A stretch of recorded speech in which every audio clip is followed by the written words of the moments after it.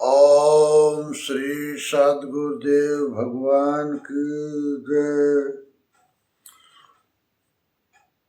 उपशम यथार्थ गीता धर्मांतरण। सनातन धर्म के आदि देश भारत में कुरीतियां यहाँ तक पनपी कि मुसलमानों के आक्रमण के समय उनका धर्म आक्रामकों के हाथ का एक गिलास चावल खाने से, 2 घूंट पानी पीने से नष्ट होने लगा। धर्म भ्रष्ट घोषित हजारों हिंदुओं ने आत्महत्या कर ली। धर्म के लिए वो मरना जानते थे, लेकिन धर्म समझे तब तो। धर्म तो हो गया छुई मुई। छुई मुई का पौधा छूने पर मुरझा जाता है।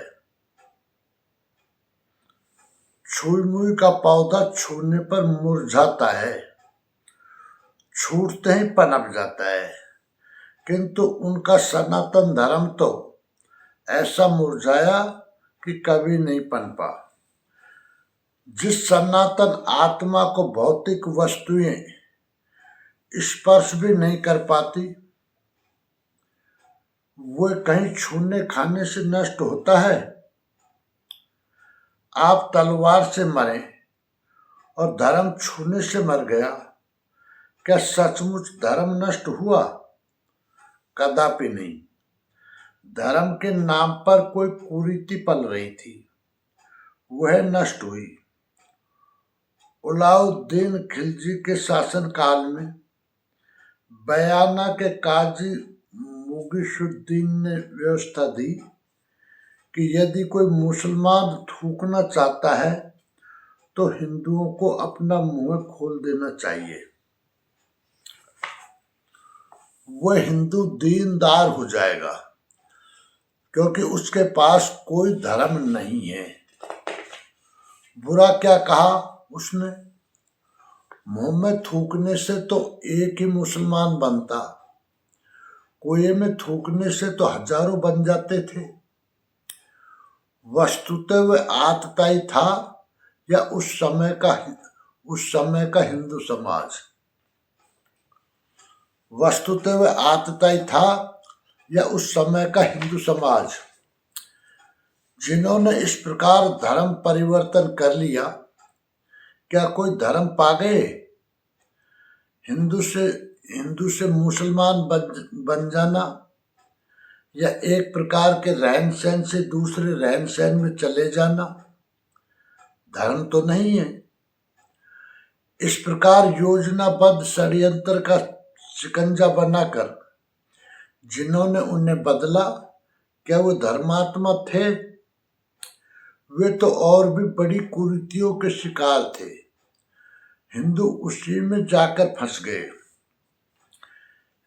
अविकसित और गुमराह कबीलों को सभ्य बनाने के लिए मोहम्मद ने विवाह, तलाक, वसीयत, लेन देन, सूद, गवाही, कसम, प्रायश्चित, रोजी रोटी, खान पान, रहन सहन इत्यादि विषय में एक सामाजिक व्यवस्था दी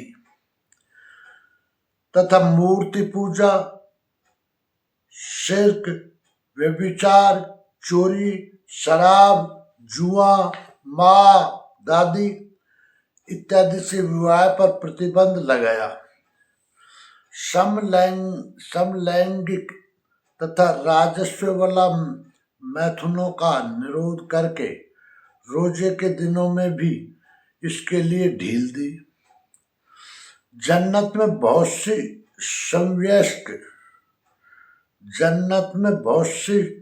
समवयस्क अनुछुई हूरों और किशोर बालाओं का प्रलोभन दिया। ये कोई धर्म नहीं था, एक प्रकार की सामाजिक व्यवस्था थी। ऐसा कुछ कहकर उन्होंने वासना में डूबे हुए समाज को उधर से घुमाकर अपनी ओर उन्मुख किया। स्त्रियों को जन्नत में कितने पुरुष मिलेंगे, इस पर उन्होंने सोचा ही नहीं। ये उनका दोष नहीं, दोष उस देश, काल और परिस्थिति का था जिसमें स्त्रियों की आकांक्षाओं पर किसी का ध्यान ही नहीं जाता था। मोहम्मद साहब ने जिसे धर्म बताया उधर किसी का ध्यान ही नहीं है। उन्होंने कहा कि जिस पुरुष का एक भी श्वास उस खुदा के नाम के बगैर खाली जाता है, उससे खुदा कयामत में वैसे ही पूछता है जैसे किसी पापी से पाप के बदले में पूछा जाए, जिसकी सजा है हमेशा हमेशा के लिए दोजख। कितने सच्चे मुसलमान हैं जिनका एक भी श्वास खाली न जाता हो। करोड़ों में कदाचित ही कोई हो, शेष तो सभी के श्वास खाली ही जाते हैं, जिसकी सजा वही है जो पापियों के लिए है। बताने की आवश्यकता नहीं, दोजख। मोहम्मद ने व्यवस्था दी कि जो किसी को नहीं सताता, पशुओं को ठेस नहीं पहुंचाता, वह आकाश से खुदा की आवाज सुनता है। ये सभी स्थानों के लिए था, किंतु पीछे वालों ने एक रास्ता निकाल लिया कि मक्का में एक मस्जिद है जिसमें हरी घास नहीं तोड़नी चाहिए, उस मस्जिद में किसी पशु को नहीं मारना चाहिए, वहाँ किसी को ठेस नहीं पहुंचानी चाहिए, और घूम फिर कर वे उसी दायरे में खड़े हो गए।